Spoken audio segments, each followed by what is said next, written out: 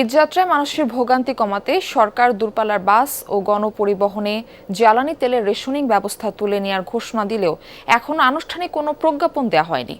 সকালে রাজধানীর ফিলিং স্টেশনগুলোতে যানবাহনের দীর্ঘ অপেক্ষা দেখা যায়। RFL gas stove hassle free auto ignition নিশ্চিত করে ঝামেলাহীন রান্না। আরএফএল গ্যাস স্টোভ নিরাপদ ও ঝামেলাহীন।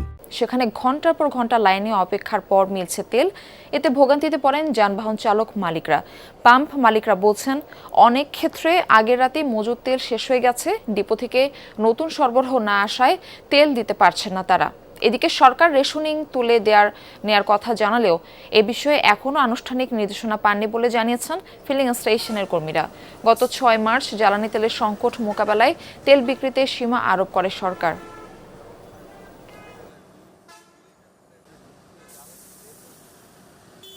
স্বাভাবিক তো হওয়ার কোনো লক্ষণ দেখা যায় না। আপনি মোটরসাইকেল বাইকগুলো এখন বর্তমানে প্রচুর পরিমাণ, এরা তো আপনার 300 টাকা 500 টাকা তেল দিলে এখন হইতেছে না। এখন পর্যন্ত কোন নির্দেশনা এখন আমাদের কাছে আসেনি।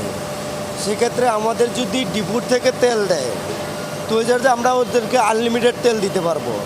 সেক্ষেত্রে এখন তো আমাদেরকে তেল দিতে আসছে, চাহিদা হচ্ছে 2-3 গাড়ি, আমাদের তেল দেয় 1 গাড়ি, তো আমরা কীভাবে দিব তাদেরকে সার্ভিস?